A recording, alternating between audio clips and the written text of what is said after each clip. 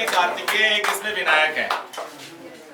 अब कार्तिकेय कौन है, मेडिकल इसमें कौन है, गैस करके बताओ। जो सीधा बच्चा लग रहा है उसको तुम कह रहे हो कार्तिकेय, हो सकता है कार्तिकेय ये हो। आ जाओ, आप भी आ जाओ। डैश डैश शर्मा जी आइए। डॉक्टर साहब आप भी आ जाना। शर्मा जी आओ, नाम नहीं ले रहा हूं, जिससे पहचानो। अब ये इसमें से एक कार्तिकेय है, एक विनायक है, बताओ कौन कार्तिकेय। गैस करो कौन डॉक्टर है। अच्छा सुनो, एक और अच्छी बात, एक आईआईटी में निकाला, एडवांस क्वालिफाई किया है एक भाई नीट टॉप कर रहा है, क्वालिफाई किया है। अब तुम्हें पहचानना, कितने लोग कह रहे हैं ये कार्तिकेय, हाथ उठाओ। नहीं, एक कार्तिकेय है, एक विनायक है। ये मेडिकल वाले हैं या जेई वाले? मेडिकल वाले कितने लोग कह रहे हैं, और जेई वाले कितने कह रहे हैं? ये सही है, आप लोग कार्तिकेय ही है। तो ये कार्तिकेय है, वो विनायक है। और दूसरी बात, ये स्कोर कर रहे हैं अभी as per 680 and first rank in Uttarakhand. और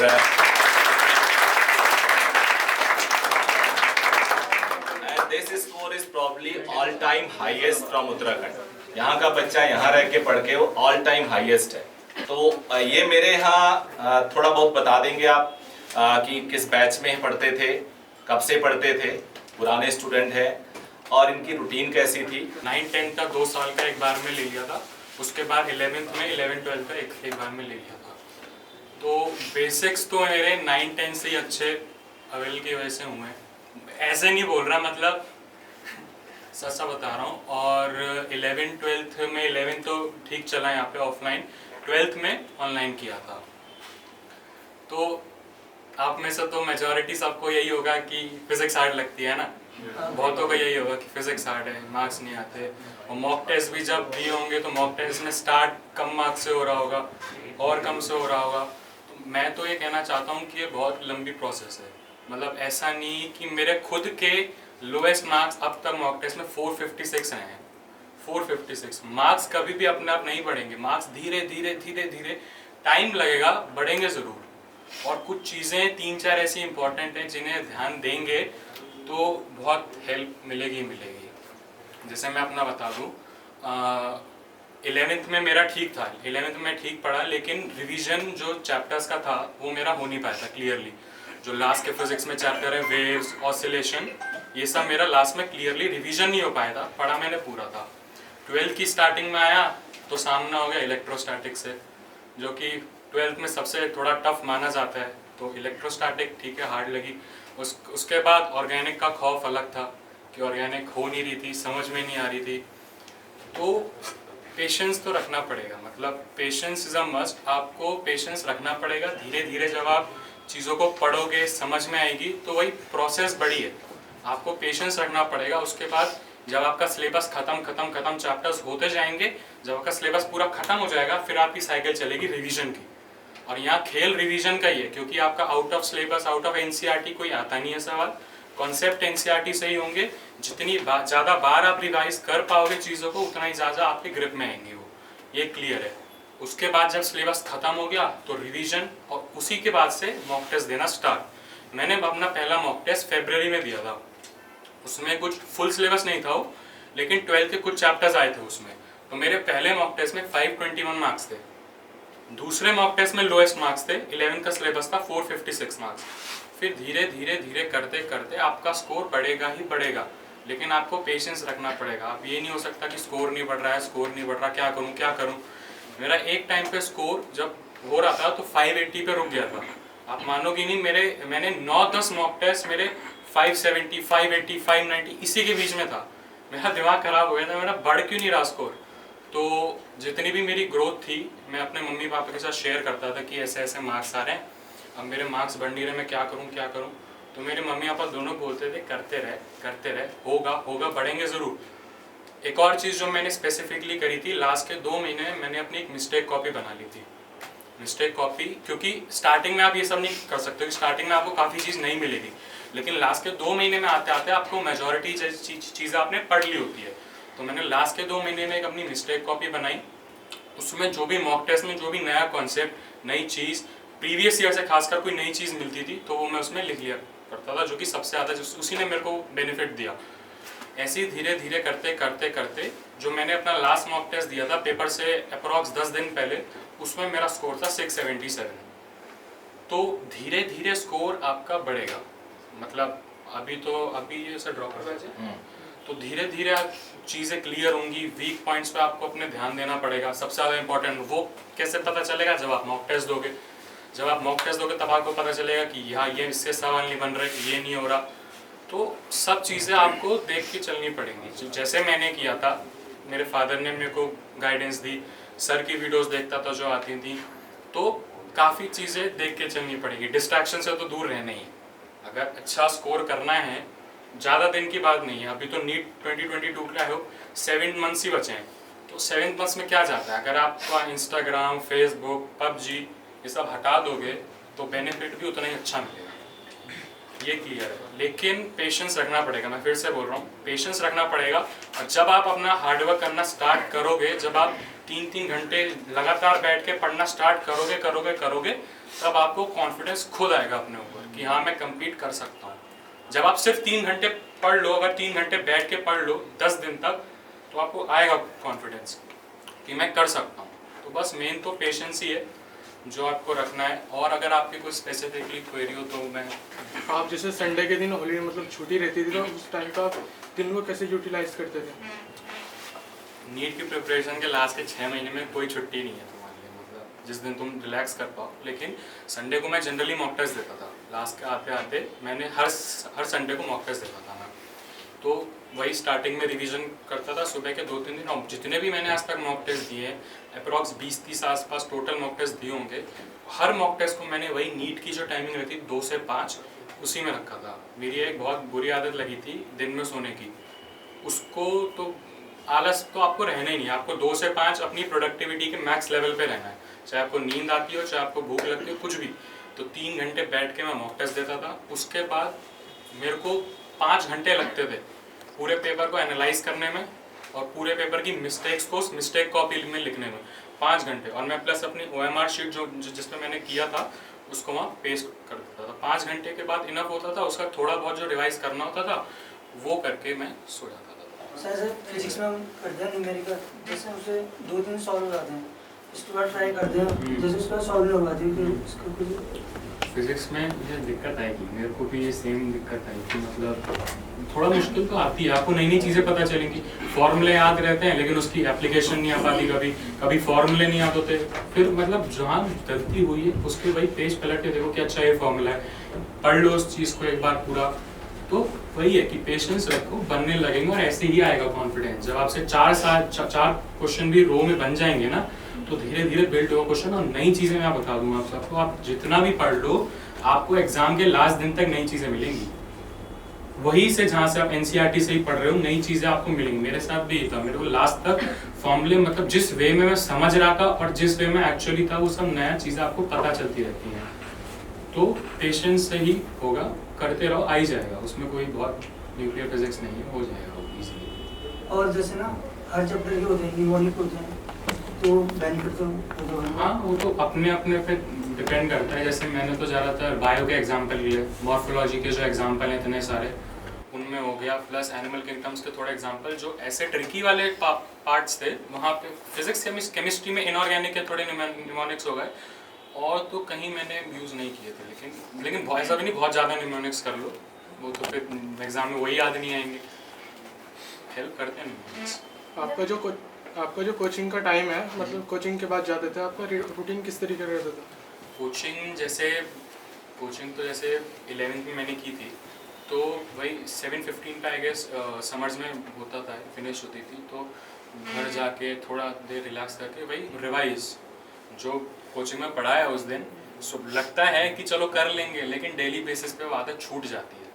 मेरी भी छूटी थी, मैं ऐसा नहीं कि मैं रोज़ वो कर लेता था, लेकिन रिवाइज अगर करोगे तो वो तुम्हें ही बेनिफिट देगा, और देगा ज़रूर। जो चीज़ तुम पढ़ के गए उसी चीज़ को पढ़ोगे, अगले दिन टीचर कोई सवाल पूछते हैं तुम अकेले तुम ही जब आंसर करोगे क्लास में, तो कॉन्फिडेंस अपने आप आएगा, और यही कॉन्फिडेंस तुम्हें आगे चलने में हेल्प करेगा।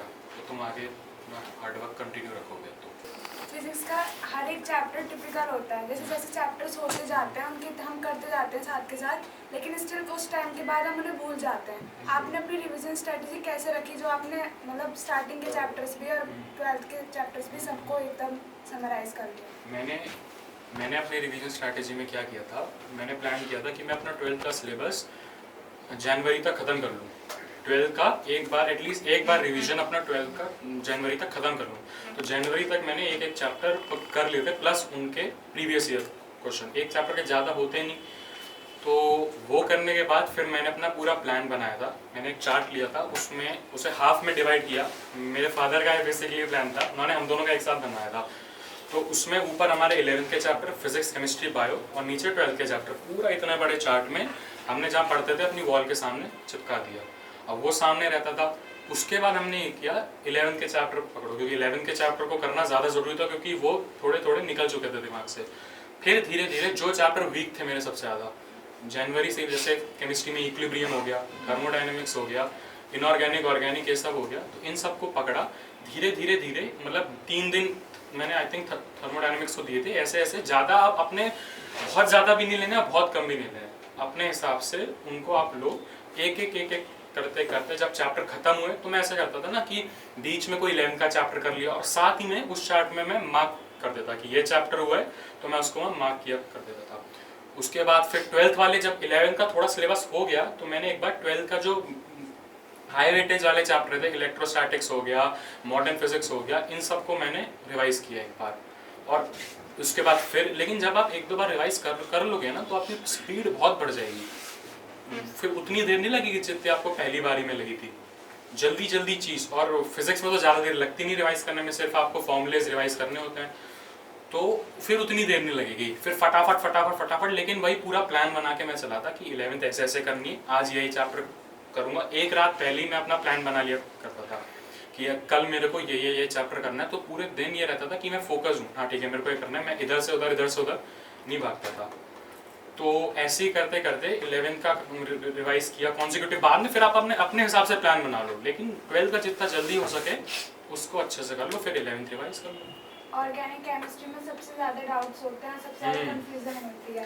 ऑर्गेनिक है तो एल्डिहाइड, कार्बोक्सिलिक एसिड वाला चैप्टर है, तो आपने उस कंफ्यूजन से बचने के लिए क्या करा? मतलब लास्ट टाइम पे कुछ तो ऐसा हुआ होगा जो आपने कुछ बनाया होगा। हाँ, ऑर्गेनिक्स में जो अवेल का मॉड्यूल मिलता है 11-12 का, ऑर्गेनिक में मैंने उसको पकड़ा, क्योंकि एनसीईआरटी भी एक बार पढ़ लेनी है ऑर्गेनिक की, क्योंकि कुछ चीज़ें ऐसी हैं जो मॉड्यूल में उतनी हाईलाइट नहीं है, लेकिन 1-2 चीज़ एनसीईआरटी में दे रखी हैं। तो मैंने प्रॉपर, अब जिस मटेरियल को आप कंसर्न कर रहे हो बार बार आपको उसी से रिवाइज करना है। ऐसा नहीं आपने कोई एक रेफरेंस बुक लेने की कोई ज़रूरत नहीं है ऑर्गेनिक के लिए। मैंने तो अवेरल की उससे ही किया था। तो उसमें करो, हाईलाइट करो। तो जब अब सबसे मेन क्या होता है, ऑर्गेनिक के हम 1-2 चैप्टर पढ़ते हैं, बोरिंग लगती है, समझ में नहीं आती, दिमाग से निकल जाती, फिर छोड़ देते हैं ऑर्गेनिक, कुछ और पकड़ लेते हैं। ऑर्गेनिक की जो पूरी सीक्वेंस दे रखी है 12th के स्टार्टिंग के चैप्टर से लेके अमीन्स तक, वो पूरा एक कॉन्टिन्यूटी में पढ़ना मैं रिकमेंड करूँगा, क्योंकि तभी आपकी चीज़ें इंटर रिलेटेड होंगी। जो चीज़ अमीन्स की प्रिपरेशन में दे रखी होगी वो चीज़ आपको एल्डिहाइड कीटोन की प्रॉपर्टीज़ में दे रखी होगी। ऐसे चीज़ बहुत सारी इंटर रिलेटेड मिल जाएगी, तो उसे एक गो में पढ़ो। मतलब ऐसा नहीं कि तुम्हें 2 महीने चाहिए, 3 महीने चाहिए, उसे एक गो में पढ़ो, कॉन्टिन्यूस पढ़ो। मैं डेली पढ़ता था, मेरे फादर मेरे साथ बैठते थे, हम दोनों को ये बता दिया कि आज ये पूरी प्रॉपर्टीज़ करनी है, तो उसको करके स्टार्टिंग में समझ में नहीं आएगा, लेकिन जब बाद में आप पूरा जब पढ़ने लगोगे ना धीरे धीरे, तो चीज़ें अपने आप इंटर रिलेट होने लगेंगी कि ये चीज़ यहाँ है, ये चीज़ वहाँ है, ऐसे ऐसे करके फिर बहुत ईजी हो जाता है। फिर 2-3 बार उसी मटेरियल से जब बार बार रिवाइज करोगे तो वो चीज़ें अपने आप दिमाग में आ जाएंगी। प्लस जब क्वेश्चंस लगाओगे प्रीवियस ईयर तो कॉन्फिडेंस अपने आप आएगा। और तो कुछ नहीं ना, क्योंकि एक और क्लास में इनको लेके जाना है, दूसरी क्लास में, उसमें हमने बल्लीवाला के बच्चे भी बुला लिए हैं। तो ये 12th क्लास में थे। बेसिकली इनके लिए टाइम मैनेजमेंट आपसे कहीं ज़्यादा मुश्किल था। इन्हें बोर्ड एग्जाम देना था, ये 11वीं में जब थे तो स्कूल का प्रेशर, ट्यूशन कोचिंग शाम को होती थी यहाँ पे, 4 बजे, 7:15, 2 बजे घर जाते थे, 2:30 बजे तक पहुँचते थे, फिर 3, 3:15, 3:30 यहाँ के निकलते थे। तो जो आप लोग रोते रहते हो टाइम मैनेजमेंट, वो कोई ऐसा नहीं इनके लिए और ज़्यादा मुश्किल था। तो ये जो कुछ छोटी छोटी बातें हैं, जैसे इनसे आज मैंने एक चीज़ सीख ली है, लर्निंग इज़ ऑलवेज इम्पॉर्टेंट। तो मैंने इनसे एक दो चीज़ लर्न कर ली आज। एक बता देता हूँ, वो जो चार्ट बनाने वाला था ना, हम लोग सोचते तो है कि हम पेस्ट कर देंगे इम्पॉर्टेंट फार्मूला। अनन्या ने भी बोला था कि हम छोटे छोटे स्लिप बना लेते थे, तो इन्होंने पूरे सिलेबस का जो बड़ा चार्ट बनाया ना, वो मुझे अच्छा लगा। तो वो एक बड़ा इम्पॉर्टेंट काम है। और एक और इनसे सीखी मैंने कि जो मैं अपने लिए इम्प्लीमेंट करता हूँ, जैसे मैं भी रात में क्या करता हूँ कि कल मुझे जो जो काम करना है उसको सोचता हूँ, लेकिन उतने प्लान वे में नहीं करता हूँ। इन्होंने एक दिन पहले अपना सिलेबस प्लान कर लिया, कल मुझे क्या क्या रिवाइज करना है। और जब ये उस दिन अगले दिन शाम को सोते होंगे तो इनके माइंड में आता होगा जो मैंने रिवाइज प्लानिंग की थी हो पाया नहीं हो पाया, और नहीं हो पाता होगा तो हॉन्ट करता है वो दिमाग में, अरे यार गलती हो गई, करना चाहिए था, चलो कल कर लेंगे। सक्सेस जो होता है ना ऐसे नहीं मिलता, ओवरनाइट नहीं मिलता। इतना नंबर लाना, बस क्लोज तो 30-40 नंबर, लेस देन मतलब 10%, 9, मुझे लगता है कि इनके कितने परसेंट आ रहे हैं, 720 में कितना 680 कितना बनता है परसेंटेज, 40, 94, 95 होगा। 94-95% मार्क्स लाना मेडिकल एंट्रेंस में भी प्रेशर में छोटी बात थोड़ी होती है। आप सोचो ना, 150 नहीं ला पाते बच्चे। 2-2 साल मेरे साथ, मेरे यहाँ टारगेट बैचेस में भी कुछ बच्चे होते हैं 2 साल के बाद कट ऑफ नहीं क्लियर होता है। पेरेंट्स आर रेडी टू पे 1 crore rupee for private colleges, they are not able to clear even cut off. I have such students. तो इसलिए आप लोग को इसके बहुत हवा नहीं बनाना चाहिए। हाइप बहुत बन गया है बाहर, नीट बहुत टफ है, बहुत टफ है। सब न्यूज़पेपर में, मीडिया में, यूट्यूब पे हाइप बहुत है। आप नीट डालो 1000 वीडियो आएंगे, 1000 वीडियो एक लाइन में। हाइप बना रखा है, बिजनेस हो गया ना। हाइप वही मत बनाओ, बहुत टफ नहीं होता, एकदम रूटीन में चलते रहो। मुझे नहीं लगा इनको कभी भी लगा होगा सिलेक्शन नहीं होगा। ये तो अपने रैंक के लिए परेशान थे, उत्तराखंड में थे और इजी थोड़ा सिलेक्शन होता है यहाँ as compare to UP. 20-30 number नीचे जाता है मिनिमम। तो इनको किसी भी दिन नहीं लगा होगा मेरा सिलेक्शन नहीं होगा। ये तो रैंक के लिए जा रहे थे कि मुझे ये कॉलेज मिलेगा कि नहीं, ये कॉलेज मिलेगा कि नहीं मिलेगा। तो आप इनके साथ फ्यूचर में भी अगर इनका कोई डिटेल आएगा, जब ये कॉलेज वॉलेज एडमिशन ले लेंगे, तो मैं आपको गाइड करते रहेंगे, क्योंकि यहाँ इस ब्रांच से जो भी बच्चे जाते हैं वो अपने सारे स्टूडेंट को गाइड करते रहते हैं। आपको कभी भी फ्यूचर में दिक्कत होगी तो इनसे ज़रूर कांटेक्ट कर सकते हो। मैं इनका डिटेल शेयर कर दूंगा जब MBBS ही ज्वाइन करेंगे। ठीक है जी? एक और चीज़ हाँ, मैं बता। बताना चाहूँगा। मैं एक लास्ट चीज़ बताता हूँ कि नीट का जो जर्नी है वो कोई बहुत बड़ी नहीं है, लेकिन एक बहुत इम्पॉर्टेंट चीज़ है अपना मोटिवेशन हाई रखना। बहुत इम्पॉर्टेंट चीज़ है। आपके लास्ट के डेज में आपका माइंडसेट क्या रहता है। अगर आप प्रॉपरली मोटिवेटेड रहोगे तो भले ही आपकी प्रिपरेशन नहीं है, लेकिन उसका कुछ ना कुछ इफेक्ट पड़ेगा। अपने आप मोटिवेशन मतलब ऐसा है कि आपको रखना ही रखना है। थोड़ा हो रहा है कि मार्क्स नहीं आ रहे, लेकिन कुछ भी करो, बेशक मोटिवेशनल वीडियो देख लो, ज़्यादा नहीं देख लो, लेकिन मोटिवेशन बहुत इंपॉर्टेंट रोल प्ले करेगा। लास्ट के डेज में आपका माइंडसेट आपका एकदम पॉजिटिव रहेगा, जिसे बोलती नहीं विनर्स माइंडसेट, तो सब कुछ क्लियर हो जाएगा। मतलब आप छाती चौड़ी करके पेपर देने जाओगे, बस सही होगा, मतलब आपकी एक्सपेक्टेशन से अच्छा ही पेपर होगा। तो मोटिवेशन को अगर आप हाई रखोगे तो वो बेनिफिट देगा आपको। ठीक है बच्चों, थैंक यू।